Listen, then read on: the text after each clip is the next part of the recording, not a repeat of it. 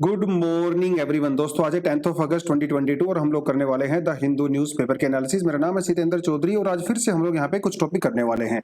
देखिए आज न्यूज़पेपर में आर्टिकल बहुत खास नहीं थे, लेकिन कुछ एडिटोरियल्स और एक्सप्लेन्ड सेक्शन को हम लोग यहाँ पे कवर करने वाले हैं। तो आज की एक्चुअली न्यूज़पेपर की जो अप्रोच रहने वाली है वो ज्यादा मेन्स ओरिएंटेड रहने वाली है रादर देन प्रीलिम्स ओरिएंटेड। तो सबसे पहला टॉपिक हम लोग करेंगे कि व्हाट्सएप के कुछ नए एक्चुअली 3 फीचर जो है व्हाट्सएप नए लॉन्च करने वाला है जो कि प्राइवेसी के रिगार्डिंग रहने वाले हैं। तो आपको पहले मैं फीचर बताऊंगा। इसी के रिगार्डिंग जो है हमारा जो डेटा प्रोटेक्शन बिल है, जिसे हम लोग प्राइवेसी बिल भी कहते हैं, जिसको 2019 में सरकार ने इंट्रोड्यूस किया था पार्लियामेंट के अंदर, फिर बाद में उसको विड्रॉ कर लिया गया। इसके बारे में थोड़ा हम लोग यहाँ पे चर्चा कर सकते हैं। ज्यादा डिटेल में नहीं जाएंगे क्योंकि 3 साल पहले था ये, लेकिन इंपॉर्टेंट है मेंस के परस्पेक्टिव से ना। राइट टू प्राइवेसी वो सारा कुछ बहुत इंपॉर्टेंट है। इंडिया बांग्लादेश वाटर डिस्प्यूट में एक बहुत ही इंपॉर्टेंट एक डेवलपमेंट यहाँ पे होने वाली है। एक रिवर के बारे में आपको बताऊंगा जिसको लेके जो है यहाँ पे अग्रीमेंट हो सकता है दोनों कंट्रीज के बीच में। काफी इंपॉर्टेंट है बायलैटरल रिलेशन को लेके, और ज्योग्राफी के पर्सपेक्टिव से भी जो है हम थोड़ा यहाँ पे चीजें देखने वाले हैं।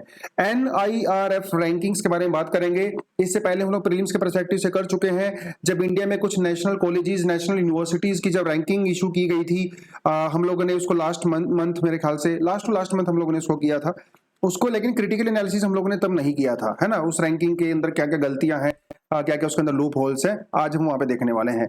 अडॉप्शन और माइनर्स ये थोड़ा सा रिपीटेड टॉपिक है, हम लोगों ने 2 दिन पहले भी इसको किया था। गार्जियनशिप को लेके बेसिकली, है ना, कि जो बच्चा होता है उसकी गार्जियनशिप में फादर को ज्यादा प्रेफरेंस दी जाती है।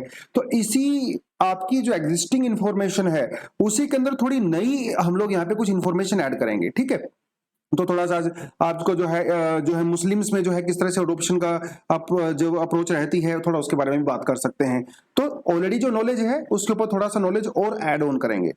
वीमेन और पॉलिटिक्स के बारे में बात कर सकते हैं। ये एक्चुअली ये भी आज एक्सप्लेन सेक्शन में से दिया गया है कि कैसे over a period of time Indian parliament के अंदर वीमेन का पार्टिसिपेशन बढ़ा है, और जो है उससे किस तरह की पॉजिटिव डेवलपमेंट हुई है हमारी सोसाइटी में एज अ होल। तो उसके बारे में बात कर सकते हैं। देन हमारे पास कुछ MCQs भी हैं, उसके बारे में डिस्कशन कर लेंगे, ठीक है। चलो, लेकिन फ्रंट पेज में और देख लेते हैं फ्रंट पेज में क्या है। तो ये नीतीश कुमार जी ने भैया पलटी मार दी है। तो बीजेपी को छोड़ के इन्होंने महागठबंधन यानी कि RJD वगैरह को जो है उन्होंने मतलब दूसरी पार्टीज को ज्वाइन कर लिया है। तो वहां के नए CM बनेंगे नीतीश कुमार ही, लेकिन पार्टी नहीं हो जाएगी। मैंने ऐसा सुना है कि बिहार में नीतीश कुमार को पलटू राम कहा जाता है, बट एनीवेज ये पॉलिटिक्स न्यूज है, हम इसको कोई इंटरेस्टेड नहीं है, ये सब हम लोग छोड़ सकते हैं। ठीक है। देखिए ये ना आप एज एन एग्जांपल यूज कर सकते हो अगर कहीं पे जो है वीमेन को लेकर कोई इशू आता है एग्जाम में, है ना, वीमेन एक्सप्लॉयटेशन को लेके या फिर violence against women, women rights, women empowerment, law and order, उसको लेके अगर कभी कोई टॉपिक आता है तो इसको एज एन एग्जांपल के तौर पे आप यूज कर सकते हो, ठीक है। कि नोएडा की सोसाइटी में रहने वाले थे ये श्रीकांत त्यागी नाम का एक आदमी था, और अपने आप को जो है नेताजी कहता था कि मैं बहुत बड़ा नेता हूं, और एक वीमेन के साथ इन्होंने वहां पे अभद्रता की, उनके साथ जो है बदतमीजी की, और उनकी जो वीडियो रिकॉर्डिंग बना ली गई। उसके बाद भैया कई दिन से भागे हुए थे, तो फाइनली इनको पकड़ लिया गया है।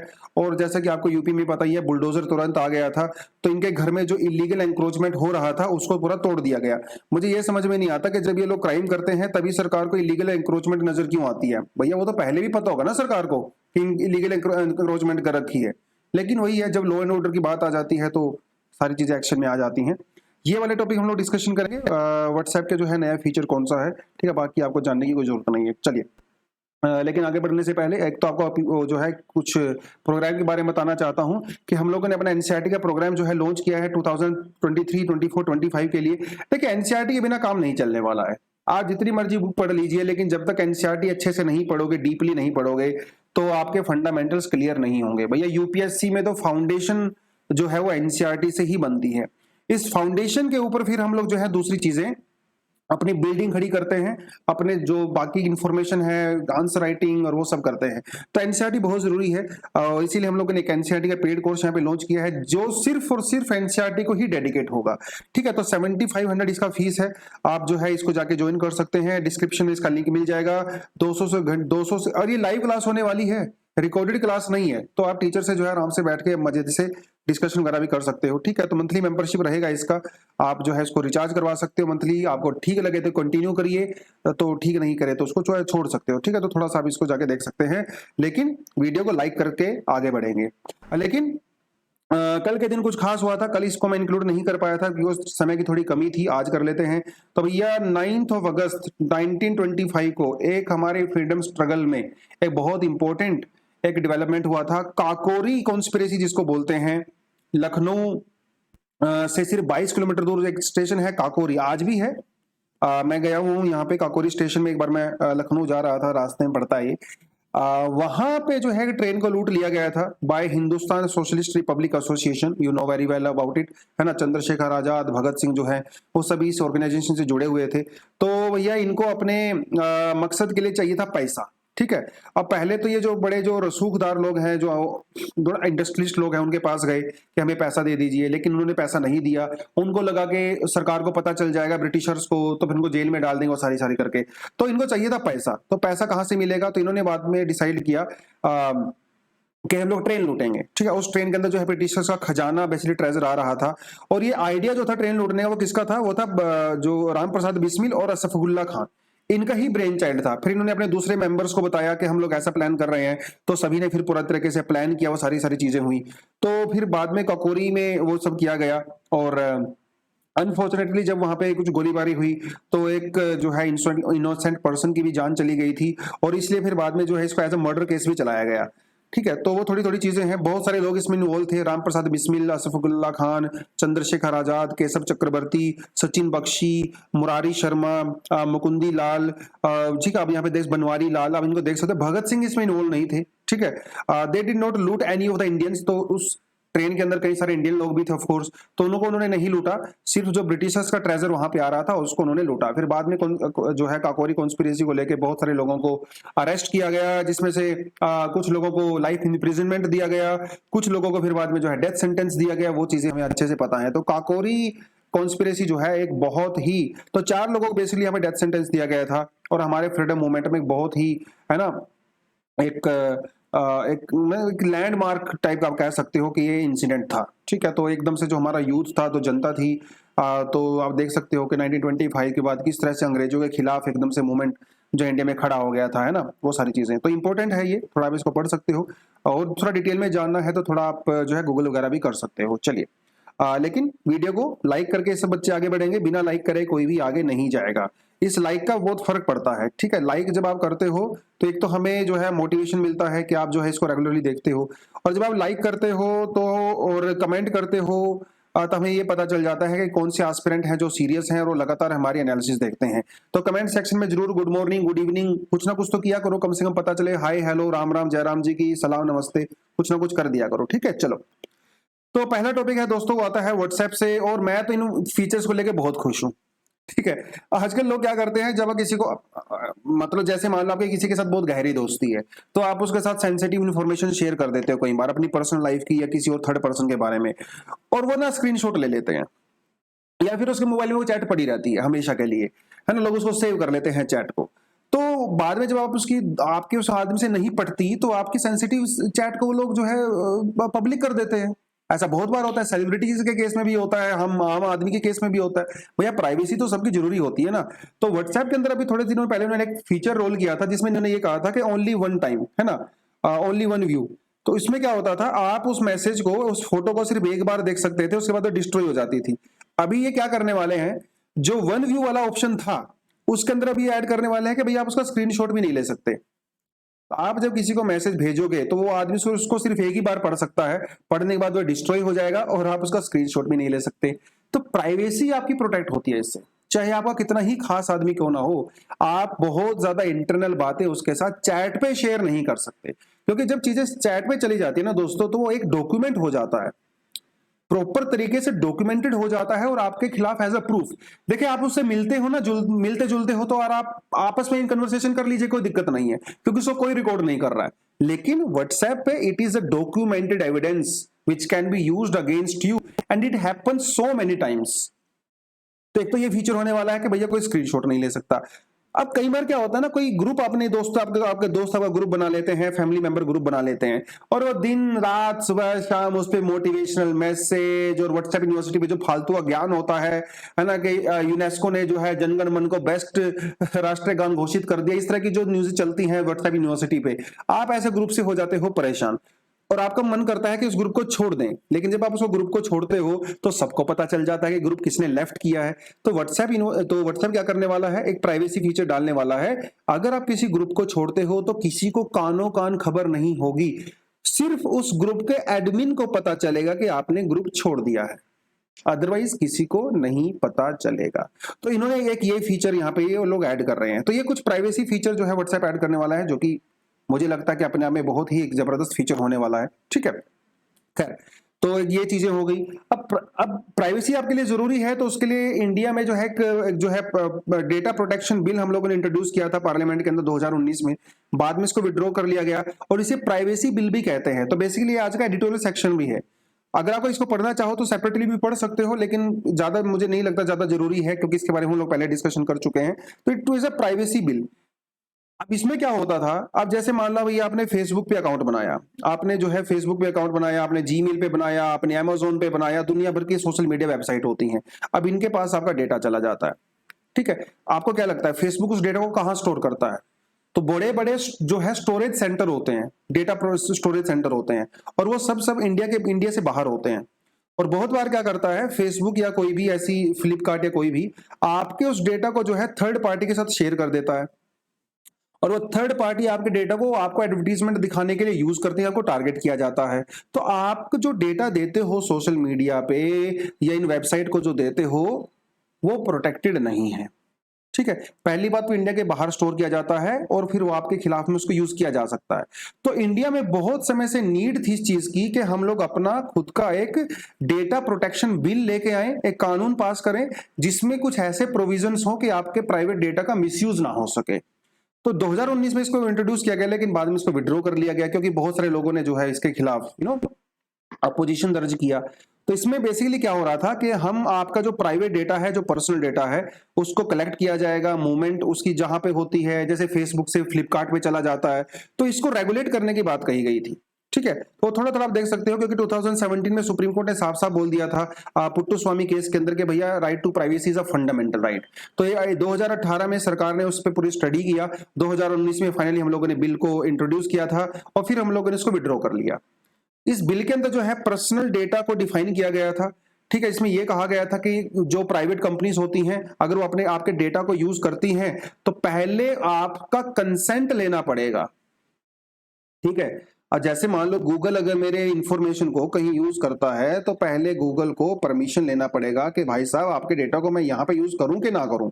तो बहुत जबरदस्त फीचर था, लेकिन इसमें कुछ और एक जो है ग्रीवेंस रिड्रेसल मैकेनिज्म भी बनाया जाएगा। जैसे फेसबुक के पास एक ग्रीवेंस रिड्रेसल मैकेनिज्म होगा, अगर आपको लगता है कि आपके खिलाफ कोई इंफॉर्मेशन है जो फेसबुक के पास है और उसके पास नहीं होनी चाहिए, तो आप यहाँ पे जाकर अपनी कंप्लेंट कर सकते हो, तो आपके डेटा को रिमूव कर सकते हैं। तो इस तरह के कुछ अच्छे अच्छे फीचर इसके अंदर थे, लेकिन कुछ एग्जाम्पशंस भी दी गई थी। जैसे अगर कोई law and order, public order, sovereignty, उसके चक्कर में, नेशनल इंटरेस्ट के चक्कर में सरकार जो है आपके पर्सनल डेटा को आपकी मर्जी के बिना यूज कर सकती है, आप चाहो या ना चाहो, लेकिन ये पावर सरकार के पास है। मतलब ये है कि गवर्नमेंट के पास अनलिमिटेड पावर आ जाती है आपके पर्सनल डेटा को यूज करने में, और इसीलिए जो है यहाँ पे सबसे ज्यादा जो है इसका विरोध हुआ था। ठीक है, तो ये कुछ फीचर्स थे इसके। और डेटा को जो है हम लोग 3 कैटेगरी में डिवाइड कर सकते हैं। पर्सनल डेटा जिसमें आपका नाम, आपका एड्रेस, आपकी आइडेंटिटी होती है। एक होता है सेंसिटिव पर्सनल डेटा जिसमें आपका फाइनेंस, आपका अकाउंट नंबर वगैरह, आपकी हेल्थ डिटेल्स होती हैं, आपकी कास्ट, आपका रिलीजन, आपके बिलीफ, सेक्सुअल ओरिएंटेशन, वो सब होता है। फिर एक होता है क्रिटिकल पर्सनल डेटा जिसमें आपका जो है नेशनल मिलिट्री सिक्योरिटी इंफॉर्मेशन तक हो सकती है। तो ये डेटा को प्रोटेक्ट करना था बेसिकली, सरकार का ये कहना था। इनका एक फीचर ये भी था कि भैया जो फेसबुक, गूगल वगैरह जो डेटा को स्टोर करते हैं वो इंडिया के अंदर ही किया जाए, लोकलाइजेशन ऑफ डेटा जिसको कहा जाता है। लेकिन इसके खिलाफ भी जो है वो लोग खड़े हो गए। तो वो सारी चीजें हैं। ठीक है, तो फाइनली ये है आर्गुमेंट कि ये इंडिया में पास नहीं हो पाया because of lot of challenges. सबसे बड़ा चैलेंज तो इसमें यही था। अब आप ये देख लीजिए, मान लो आपका व्हाट्सएप का डेटा है, सिर्फ एक एग्जांपल दूंगा, इसी आप समझ जाना। आपका व्हाट्सएप का डेटा है, अब आपका व्हाट्सएप डेटा जो है वो नॉर्वे के अंदर जो है स्टोर होता है। ठीक है, नॉर्वे में जो है डेटा सेंटर होते हैं, वहां पे स्टोर होता है। अब सरकार ये कहती है कि व्हाट्सएप के डेटा को आप इंडिया में मान लो जो है नोएडा में स्टोर करिए, क्या फर्क पड़ता है? आप व्हाट्सएप के डेटा को नॉर्वे में करो या नोएडा में करो, इससे क्या फर्क पड़ता है? क्योंकि आपका डेटा तो एनक्रिप्टेड है, एनक्रिप्टेड है। अब वो नॉर्वे में स्टोर होता है तब भी डेटा सरकार नहीं ले सकती, नोएडा में आएगा तब भी नहीं ले सकती, क्योंकि वो एनक्रिप्टेड होता है। आपका व्हाट्सएप की जो चैट होती है वो एनक्रिप्टेड होती है, व्हाट्सएप खुद आपकी चैट को नहीं पढ़ सकता। तो क्या फर्क पड़ता है, जहां मर्जी स्टोर करो, नोएडा में करो या नॉर्वे में करो। तो इसी वजह से जो है इसका कोई ज्यादा बेनिफिट है नहीं, ठीक है। हालांकि सरकार ने यह कहा था कि व्हाट्सएप को ट्रैक करना चाहिए कि जो हम लोग मैसेज भेज रहे हैं, लेकिन व्हाट्सएप ने साफ साफ बोल दिया कि जो है राइट टू प्राइवेसी का उल्लंघन होगा, और मैं ना तो किसी के मैसेज पढ़ता हूं और ना ही किसी के मैसेज को स्टोर करता हूं, ठीक है। तो ऐसा व्हाट्सएप ने कहा था। तो एक सिर्फ एग्जांपल है, और भी बहुत सारे एग्जांपल हो सकते हैं। जैसे जो नए नए स्टार्टअप्स आते हैं, ठीक है, आपने मान लो कोई नया स्टार्टअप ओपन किया, अब उस स्टार्टअप में तो आपको कस्टमर को टारगेट करना पड़ेगा ना भाई। कस्टमर को टारगेट नहीं करोगे तो आप कस्टमर कैसे बनाओगे। और स्टार्टअप को आपको कस्टमर को टारगेट करने के लिए क्या चाहिए, कस्टमर का डेटा चाहिए। तो अगर स्टार्टअप के पास कस्टमर का डेटा ही नहीं होगा तो स्टार्टअप काम कैसे करेगा। तो जो नए नए स्टार्टअप है इंडिया में, खासकर टेक्नोलॉजी सेक्टर में, तो उन्होंने भी इसका विरोध किया था। और आप एक चीज देखिए, जब हम लोग बीपीओ की बात करते हैं, बिजनेस प्रोसेसिंग आउटसोर्सिंग की बात करते हैं, तो इंडिया में कितने सारे बीपीओज हैं।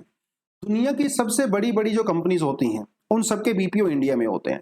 और बीपीओ मतलब कॉल सेंटर की मैं बात कर रहा हूं। और कॉल सेंटर के पास दुनिया के मतलब जिस भी कंट्री का वो बीपीओ है, तो मान लो यूएसए, यूके, कनाडा वगैरह, इनके हर कस्टमर का इंफॉर्मेशन हमारे पास होता है। मैं खुद यहां से रिलेट कर सकता हूं, क्योंकि अपने कॉलेज के फाइनल ईयर में मैं एक इंटरनेशनल कॉल सेंटर में काम किया करता था, और हम लोग जो है यूएसए के कस्टमर को कॉल किया करते थे। उस यूएसए के कस्टमर की हर इंफॉर्मेशन हमारे पास हुआ करती थी।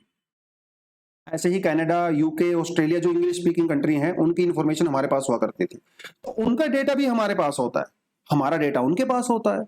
और जितना डेटा हमारे पास है ना, उस हमारा डेटा उनके पास इतना नहीं है, ठीक है। क्योंकि हम तो उनको कॉल करते हैं, वो हमें कॉल नहीं करते। आपको कभी अमेरिका से कॉल नहीं आता होगा ना, किसी कस्टमर केयर से। तो वो सारी चीजें, तो जिसको लेके काफी सेंसिटिव इशू है डेटा प्रोटेक्शन वाला, और बहुत सारी इंटरनेशनल टेक्नोलॉजी कंपनीज है उसका विरोध कर रही थी, तो फाइनली इंडिया में पास नहीं हो पाया। मैं इसके बारे में जो है 2 घंटे बात कर सकता हूं, लेकिन आपसे थोड़ा सजेस्ट करूंगा कि थोड़ा गूगल करें इस प्राइवेसी एक्ट के बारे में थोड़ा सा, ठीक है, जानने को मिलेगा आपको।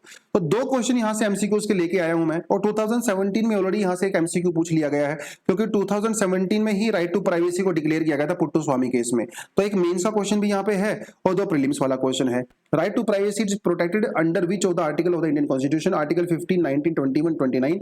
Right to privacy is protected as an intrinsic part of the right to life and the personal liberty, which of the following constitution of India correctly and appropriately imply the above statement. देखिए 2018, 2017 में कानून पास हुआ, मतलब supreme court ने बोला, और 2018 में question भी पूछ लिया गया। तो थोड़ा सा आपको ये पता होना चाहिए कि यूपीएससी किस तरह से सवाल भी पूछता है, ठीक है। तो थोड़ा आप इसको जाके देख लीजिएगा। स्क्रीनशॉट मतलब स्क्रीन को पोज करना है, कमेंट सेक्शन में दोनों का आंसर देना है। आगे बढ़ते हैं। देखिए, अगर आपको ज्यादा इंडिया बांग्लादेश के बीच में, एक्चुअली इंडिया बांग्लादेश के बीच में 54 ट्रांसबाउंड्री रिवर्स हैं। तो अगर थोड़ा डिटेल में आपको जानना है इस टॉपिक के बारे में, तो इस लिंक के ऊपर आप क्लिक कर सकते हो। पीडीएफ आपको जो मिलता है, डिस्क्रिप्शन में लिंक आपको मिल जाता है। तो आपको बहुत अच्छे से जो है वहां पे डायग्राम के साथ समझाया गया है डिस्प्यूट्स वगैरह के बारे में। ओआरएफ ने जो है यहाँ पे समझाया। तो ये गवर्नमेंट का डेटा है, ठीक है, गवर्नमेंट की वेबसाइट है, गवर्नमेंट का डेटा है, तो आप जाके इसको पढ़ सकते हो, ठीक है। बट अभी क्या बात है, अभी जो आर्टिकल है वो क्या कहता है, देखिए सितंबर में जो है शेख हसीना जी इंडिया में विजिट करने वाली है, ठीक है। आपको ये बताता चलूं कि मैं जब भी कोई हमारे प्राइम मिनिस्टर या दूसरी कंट्री के प्राइम मिनिस्टर या प्रेसिडेंट किसी दूसरी कंट्री में विजिट करते हैं, तो ऐसे फालतू में विजिट नहीं करते हैं कि वहां जाएंगे, राम राम करके आएंगे, खाना पीना, कुछ समोसे चाय पी के, नहीं। ये कभी भी मीटिंग का टारगेट नहीं होता है। मीटिंग का टारगेट हमेशा होता है अग्रीमेंट। अब जब मान लो शेख हसीना जी आएंगी इंडिया में, तो कुछ तो लेके जाएंगी। अब मोदी जी अगर बांग्लादेश में जाएंगे तो भैया कुछ तो लेके आएंगे ना वापिस, या तो इन्वेस्टमेंट लेके आएंगे या फिर उनके साथ कुछ अग्रीमेंट करके आएंगे। यही यही यही एक जो है विजन होता है। अब जब मोदी जी फ्रांस जाते हैं, इटली जाते हैं, नॉर्वे जाते हैं, सीचल्स जाते हैं, तो कुछ ना कुछ अग्रीमेंट करके आते हैं कि नहीं आते हैं। तो जब शेख हसीना जी सितंबर में आएंगी, तो और ऐसा भी नहीं है कि वो अग्रीमेंट तुरंत करके आते हैं, उस अग्रीमेंट के लिए महीनों भर पहले तैयारी शुरू हो जाती है।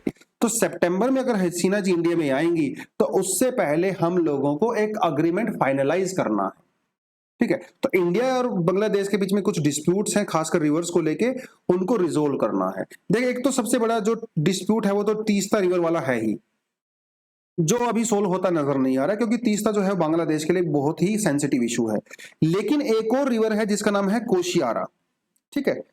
कोशियारा रिवर को लेके भी जो है इंडिया बांग्लादेश के अंदर थोड़ा सा डिस्प्यूट है, तो इसको लेके एक्चुअली हम लोग अग्रीमेंट फाइनल कर रहे हैं।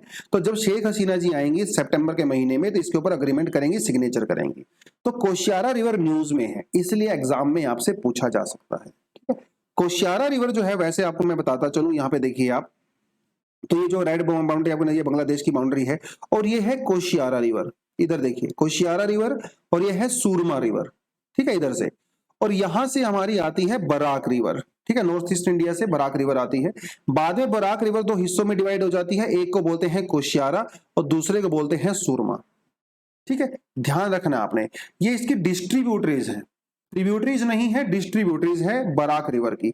और फिर बाद में जब सूरमा रिवर और कोशियारा रिवर आपस में मिल जाती हैं, इस कंबाइंड को कहा जाता है मेघना। ठीक है, कोशियारा सूरमा को कहा जाता है मेघना। इधर से जो है हमारी जो है इधर से हमारी जो है गंगा रिवर आती है, उसको कहा जाता है पद्मा, और ऊपर से जो ब्रह्मपुत्रा रिवर आती है असम से, उसको कहा जाता है जमुना। ठीक है, दोनों का जो कंबाइंड होती है इसे कहते हैं यहाँ पे पद्मा, लेकिन जो उधर से जो है कोशियारी सूरमा आती है उसे बोल देते हैं मेघना। तो यूजुअली ये कह देते हैं हम लोग के जब पद्मा और जब जमुना आपस में मिलते हैं तो उसे मेघना कह देते हैं, बट एक्चुअली में कोशियारी रिवर और सूरमा रिवर के कॉम्बिनेशन को ही मेघना कहते हैं। इन एक्चुअलिटी बराक रिवर को मेघना कहते हैं, लेकिन क्योंकि आपस में सब कंबाइन कर देती हैं तो इसलिए हम उसको कंबाइंड तरीके से बोल देते हैं। तो कोशियारी रिवर को लेके भी जो है थोड़ा सा इंडिया में और बांग्लादेश में डिस्प्यूट तो नहीं है, लेकिन कम से कम इसकी बाउंड्री को हम लोग, इसके पानी को शेयर कर सकते हैं बांग्लादेश के साथ। तो उसको लेके ही थोड़ा सा हम लोगों ने यहाँ पे आपके लिए कंटेंट बनाया है, बड़ा मेहनत करके ढूंढ के कंटेंट मैंने बनाया है, थोड़ा आप इसको देख सकते हो। कोशियारी जो रिवर है वो त्रिपुरा हिल्स और जो है सिलेट हिल से जो है एक रिवराइन आती है साउथ से। उसके अलावा जो है त्रिपुरा हिल से ही एक और रिवर आती है जिसका नाम है मनु। इन तीनों के कॉम्बिनेशन से बनती है त्रिपुरा, ये जो हमारी कोशियारी रिवर। ठीक है, याद रहेगा आपको। बाद में जो है सूरमा रिवर और जो कोशियारी रिवर है वो फाइनली मिलती है कहाँ पे, भैरव बाजार के अंदर। भैरव बाजार में मिलने के बाद उसको मेघना रिवर कहते हैं, ये थोड़ा सा मैंने आपको बता ही दिया है। ठीक है, और बराक रिवर जो है वो इंडिया बांग्लादेश के बीच में बाउंड्री भी बनाती है, जैसे कि हम लोग यहाँ पे देख भी सकते हैं। ठीक है, तो ये देखिए के बीच में बाउंड्री बनाती है, ये हमारी इधर जो है वो बराक रिवर है, एक सूरमा चली जाती है, कोशियारी चली जाती है, तो बाउंड्री भी बनाती है। तो थोड़ा सा आपको तो ये पता होना चाहिए, हम यहाँ पे भी क्लियरली देख सकते हैं। ठीक है, देखिए ये है हमारा, ये सॉरी, इधर से ही आपका जाती है बराक रिवर। तो बराक रिवर एक चली गई, ये हमारी कोशियारी, बराक रिवर दूसरी चली गई सूरमा, दोनों यहाँ पे जाके मिलती हैं भैरव बाजार में, जिसके बाद इसको कहा जाता है अपर मेघना। एक तरफ से मारी जाती है पद्मा रिवर, ठीक है, जो कि गंगा का पार्ट है, और इसको बाद में कहा जाता है लोअर मेघना। तो मतलब ओवरऑल मेघना कह सकते हो, अपर मेघना और लोअर मेघना। थोड़ा सा ये आपको ज्योग्राफी के पर्सपेक्टिव से इंपॉर्टेंट है, पता होना चाहिए। इंडिया और बांग्लादेश की अगर हम लोग बात करें तो हमारे बीच में 25 ट्रांस बाउंड्री रिवर्स होती हैं टोटल। तो 1961 में जो है इंडिया ने फरक्का बैराज बनाया था, जिससे हम लोग कलकत्ता पोर्ट को पानी भेजते हैं। तब तो ये पाकिस्तान ने काफी ज्यादा यहाँ पे ऑब्जेक्शन किया था, लेकिन 1971 में तो बांग्लादेश को अलग ही हो गया है ना, ईस्ट पाकिस्तान और बांग्लादेश बन गया। तो फिर हम लोगों ने जो है जॉइंट रिवर कमीशन भी बनाया 1972 में, अगले ही साल बना दिया था। और 2019 में जो है इंडिया बांग्लादेश ने आपस में एक एमओयू साइन किया था, जिसको लेके इंडिया ने बांग्लादेश को जो है 1.282 क्यूबिक फीट जो है पानी देने का वादा किया था फेनी रिवर से। ठीक है, तो जो अभी तक इसको बेसिकली साइन नहीं किया गया, बट स्टिल जो है थोड़ा आप इसको देख सकते हो। तीस्ता रिवर वाला हमारे बीच में थोड़ा डिस्प्यूट है अभी भी, जो कि सोल्व होने का नाम नहीं ले रहा है। तो बड़ा टॉपिक है। ठीक है, इंटर वाटर जो डिस्प्यूट ट्रीटी है, वे मतलब जो रिवर्स है हमारे में, काफी बड़ा टॉपिक है। तो सबको मैं सजेस्ट करूंगा कि इस लिंक के ऊपर क्लिक करें, थोड़ा सा इसको पढ़ें आप। ठीक है, और भी कई सारी रिवर्स आपको यहाँ पे देखने को मिलेंगी, जिसका नाम यहाँ पे मेंशन किया गया होगा इस आर्टिकल के अंदर, तो थोड़ा आप इसको जाके पढ़ सकते हो। ठीक है, बड़ा टॉपिक है, तो इसको क्लास में कराना तो पॉसिबल नहीं हो पाता इतना जल्दी। तो ये जो है कल हम लोगों ने 2 सवाल आपसे पूछे थे, तो सबसे पहले का आंसर हो जाता है नीदर 1 और नीदर 2, और दूसरे का आंसर हो जाता है ओनली 1। तो थोड़ा इसको पढ़ के जो है राइट आंसर, क्योंकि मैंने देखा था कई बच्चों ने इसका आंसर गलत दिया हुआ था कमेंट सेक्शन में, बट आप उसको करेक्ट कर सकते हो। चलिए आगे बढ़ते हैं। Ranking that makes no sense, तो बेसिकली क्या था, अभी थोड़े समय पहले ही NIRF, ठीक है, जिसे कहा जाता है नेशनल इंस्टीट्यूट रैंकिंग फ्रेमवर्क, इसने जो है इंडिया में कुछ कॉलेजेस की वैकेंसी वगैरह और यूनिवर्सिटीज की वैकेंसी दिया था, जिसमें कहा गया कि आईआईटी मद्रास, दिल्ली, बॉम्बे, खड़गपुर वगैरह वो बेस्ट इंजीनियरिंग कॉलेज हैं। ऐसे ही मेडिकल कॉलेजेस की भी रैंकिंग दिया गया था, ऐसे ही मैनेजमेंट कॉलेजेस की रैंकिंग भी दी गई थी, रिसर्च कॉलेज की रैंकिंग दी गई थी। तो ये हम लोगों ने उस समय डिस्कशन किया था। 2015 में हम लोगों ने इस डिस्कशन को शुरू किया, मतलब रैंकिंग को शुरू किया था, और 5 पैरामीटर पे बेसिकली हम कॉलेज की रैंकिंग देते हैं। अब चलिए, ये तो टॉपिक पुराना हो गया। आज के आर्टिकल में क्या कहता है, वो कहता है कि भैया ये जो रैंकिंग वैंकिंग आप देते हो ना, ये सब फालतू है, बकवास है, इसका कोई मतलब नहीं है। तो उन्होंने एग्जांपल दिया है लॉ कॉलेजेस का, लॉ यूनिवर्सिटीज का। इंडिया में जो नेशनल लॉ यूनिवर्सिटीज हैं भैया, उनकी बहुत डिमांड होती है। आप किसी ऐसे बच्चे को को पूछते हो जिसको एलएलबी करना है या लॉ कर लो, लॉ की डिग्री लेनी है, तो वो कभी भी प्राइवेट कॉलेज को प्रेफर नहीं करेगा।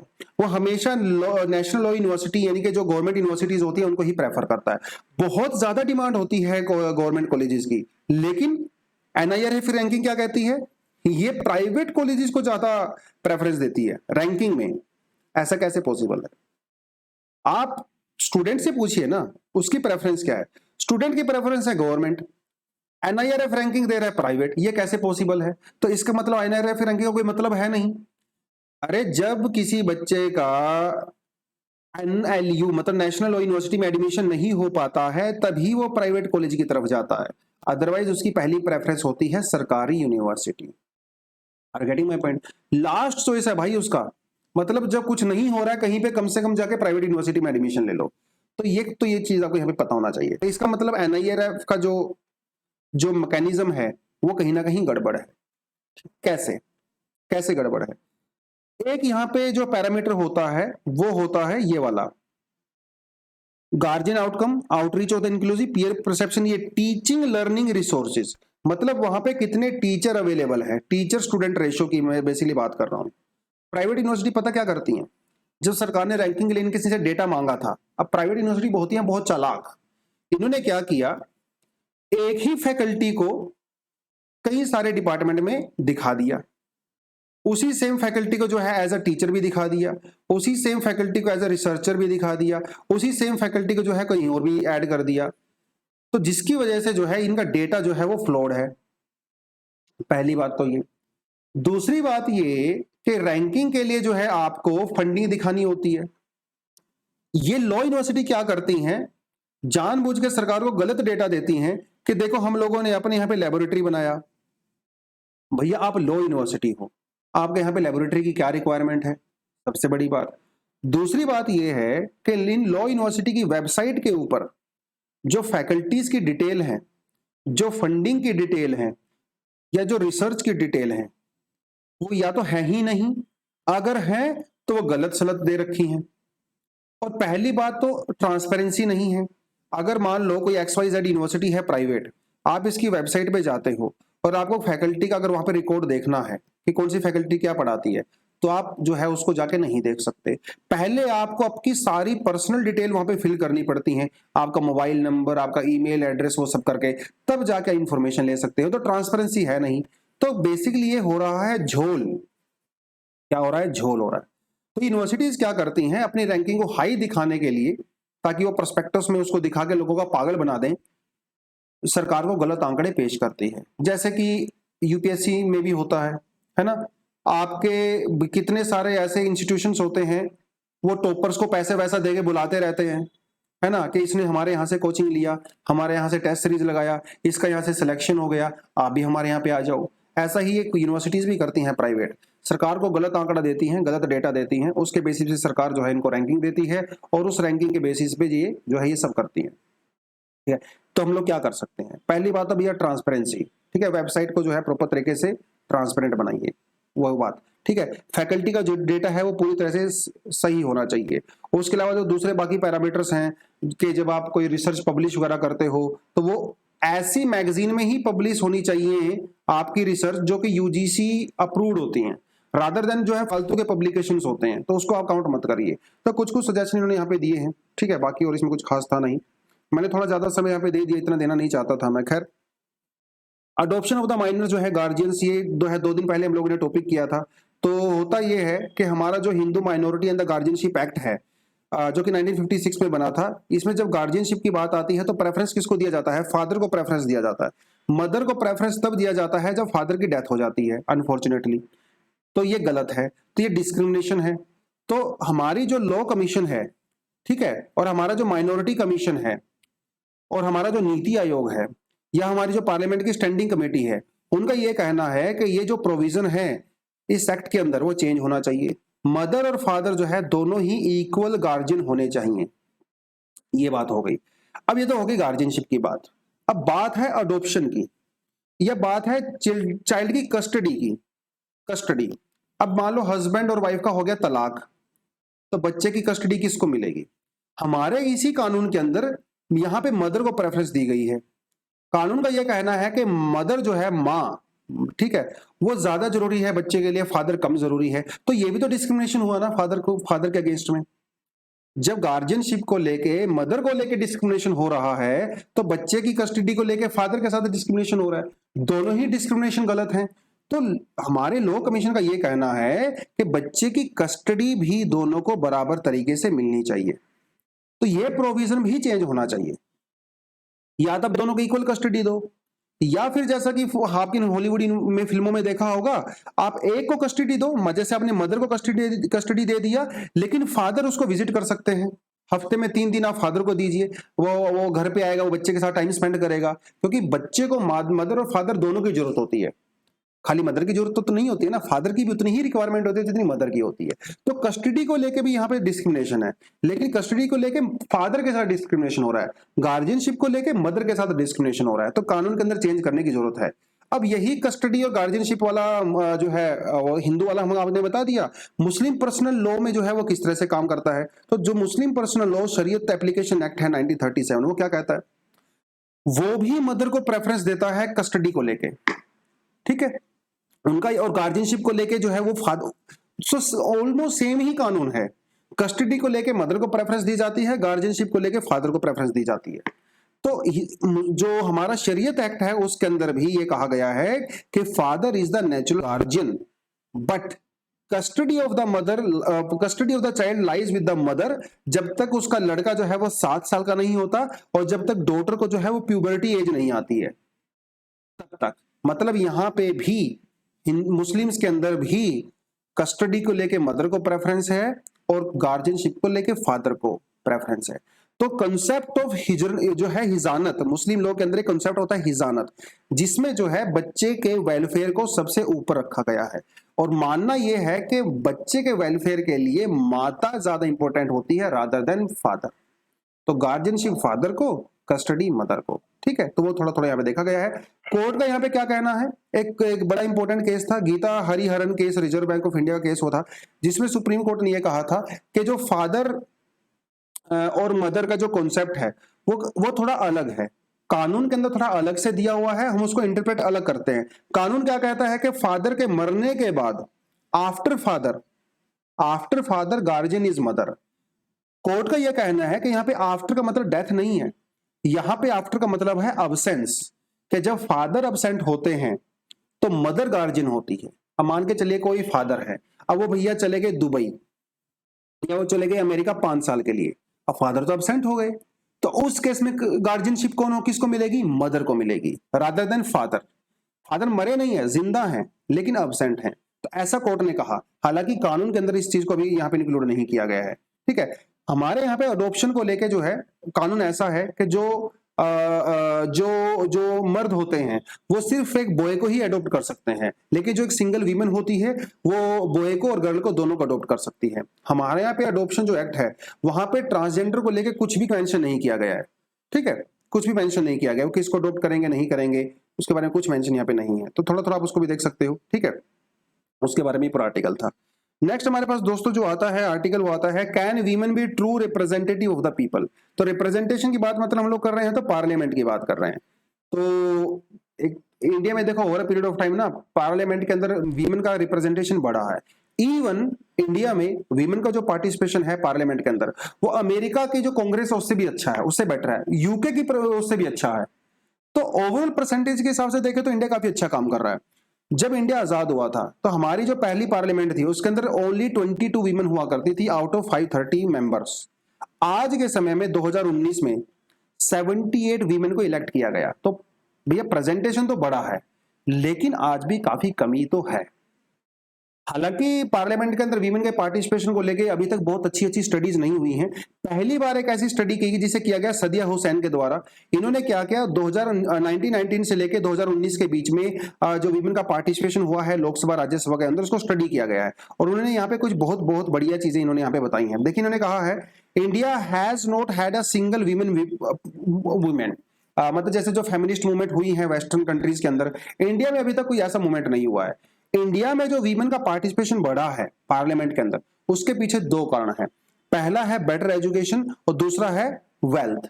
वीमेन जो है over a period of time उनका जो है इकोनॉमिकल स्टेटस इंक्रीज हुआ है कुछ सोसाइटीज में, इलीट सोसाइटीज में, इसीलिए उनका प्रेजेंटेशन यहां पे बढ़ा है। ठीक है, financial freedom has pushed women to more politically active. ठीक है, तो इन्होंने ये कहा है, तो पॉजिटिव साइन तो है, लेकिन अभी इसमें बहुत कुछ किया जाना जरूरी है। अब कई बार लोग ऐसा सोचते हैं कि जो पार्लियामेंट के अंदर जो वीमेन होती हैं वो ज्यादातर वीमेन ओरिएंटेड सवाल ही पूछती हैं, है ना, वो हमेशा वीमेन के इश्यूज को ही सामने रखती हैं, ऐसा एक स्टीरियोटाइप बना दिया गया है। लेकिन ऐसा है नहीं दोस्तों। ये स्टडी ने ये पाया कि जो वीमेन होती है ना पार्लियामेंट के अंदर, उन्होंने वीमेन ओरिएंटेड क्वेश्चन कम पूछे हैं, जबकि जो मेल हैं पार्लियामेंटेरियन, उन्होंने वीमेन ओरिएंटेड सवाल ज्यादा पूछे हैं। तो जो स्टीरियोटाइप हमारे मन में है कि वीमेन वो वीमेन वाले इश्यूज को ज्यादा रखती हैं, ऐसा कुछ है नहीं। वीमेन की जब हम लोगों ने स्टडी किया तो ज्यादातर सवाल जो पूछे गए वीमेन के द्वारा वो हेल्थ के रिगार्डिंग थे, फैमिली वेलफेयर के रिगार्डिंग थे, ह्यूमन रिसोर्स के रिगार्डिंग थे, डेवलपमेंट के रिगार्डिंग थे, होम अफेयर्स के रिगार्डिंग थे, फाइनेंस के रिगार्डिंग थे, एग्रीकल्चर के रिगार्डिंग थे, रेलवे के रिगार्डिंग थे, रादर देन वीमेन इशू। तो जो हमारे मन में हम लोग सोचते हैं ना कि वीमेन सिर्फ वीमेन ओरिएंटेड सवाल ही पूछती हैं, वो गलत है। और यहाँ पे एक चीज इन्होंने ये भी बात कही कि जो बीजेपी के में जो वीमेन है प्रेजेंट करने से, उन्होंने ज्यादा सवाल पूछे हैं रादर देन दूसरी पार्टी, तो ये भी इनका एक अलग है। तो इनका कहना है कि जो वीमेन से एक्सपेक्ट किया जाता है कि फेमिनाइन क्वालिटी, वो वीमेन जो है उस स्टीरियोटाइप को तोड़ रही हैं। ठीक है, तो एज वीमेन जो है इकोनॉमी के सवाल भी पूछती हैं, रेलवे के सवाल भी पूछती हैं, तो इन्होंने वो कुछ कहा। तो representation becomes a phenomena that can not be isolated from the society. और सवाल ये पूछ रहे हैं कि भैया लेस रिप्रेजेंटेशन क्यों है? क्योंकि सोसाइटी में वीमेन का लेस रिप्रेजेंटेशन है, और जो पार्लियामेंट होती है ना वो सोसाइटी का आईना होता है, सोसाइटी का चेहरा होता है। तो जब हमारी सोसाइटी में social, culture, economic, religious, political factor के तौर पे वीमेन से डिस्क्रिमिनेशन किया जाता है, तो हम लोग पार्लियामेंट के अंदर भी वही एक्सपेक्ट करते हैं। तो इसीलिए अगर वीमेन का रिप्रेजेंटेशन बढ़ाना है सोसाइटी में और पार्लियामेंट के अंदर पॉलिटिकली, तो सोसाइटी के अंदर भी जो है उसके रिप्रेजेंटेशन को बढ़ाना पड़ेगा। ठीक है, तो पॉजिटिव साइन तो है, धीरे धीरे वीमेन इंप्रूव कर रही हैं, लेकिन अभी भी हमें बहुत आगे जाना है। ठीक है, तो सोशो इकोनॉमिक जो डिविजन्स हैं, कल्चरल जो कंडीशंस हैं, उनको इंप्रूव करना पड़ेगा, ताकि ज्यादा से ज्यादा वीमेन जो है वो पॉलिटिक्स को एज अ करियर परस्यू कर सकें, है ना। तो वो थोड़ा आपको यहाँ पे देखना पड़ेगा। तो आर्टिकल है थोड़ा सा सब्जेक्टिव टाइप का आर्टिकल है, बट आई होप कुछ चीजें आपको यहाँ पे समझ में आई होंगी। लेकिन मैं आपसे सजेस्ट करूंगा इसको जाके आप जरूर पढ़ें, क्योंकि थोड़ा सा आप खुद से पढ़ते हैं तो शायद वो दिमाग में थोड़ा ज्यादा जाता है, पिक्चर क्रिएट हो जाती है। तो वीमेन का पार्टिसिपेशन इंडिया में बढ़ा है, आगे और भी बढ़ेगा डेफिनेटली। ठीक है, और वीमेन ने अपने स्टीरियोटाइप को तोड़ा है, जो ऐसा कि हम लोग यूजुअली मानते हैं कि वीमेन ओरिएंटेड सवाल पूछती हैं, ऐसा कुछ भी नहीं है। वीमेन जो है दूसरे सवाल ज्यादा पूछती हैं। जो वीमेन ओरिएंटेड जो सवाल होते हैं वो मेल्स के द्वारा बल्कि ज्यादा पूछे गए हैं हमारे पार्लियामेंट के अंदर, ऐसा इस स्टडी ने कहा है। ठीक है, जो सदिया हुसैन के द्वारा स्टडी की है। तो यही जो है आज के कुछ आर्टिकल्स थे। बाकी एक एडिशनल आर्टिकल जो है वो इसरो का जो SSLV फेल हो गया है उसके बारे में है, इसके बारे में हम लोगों ने परसों डिस्कशन किया था। ठीक है, तो दोस्तों आज हम इतना ही करेंगे, क्योंकि यार सारे के मोस्टली आर्टिकल जो है वो सब्जेक्टिव नेचर के थे, ऑब्जेक्टिव नेचर के कम थे, तो इसलिए मैं आपसे एक्सपेक्ट करता हूं कि आप जो है इनको जाके एक बार खुद से भी पढ़ लोगे। इसको आप जो है PDF से नीचे से डाउनलोड कर सकते हो। बाकी NCERT अगर कोर्स आपको ज्वाइन करना है तो नीचे डिस्क्रिप्शन में लिंक दिया हुआ है, क्लिक करके उसको ज्वाइन कर सकते हो। तो आज के लिए दोस्तों इतना ही था। Thank you very much, all the best, जय हिंद।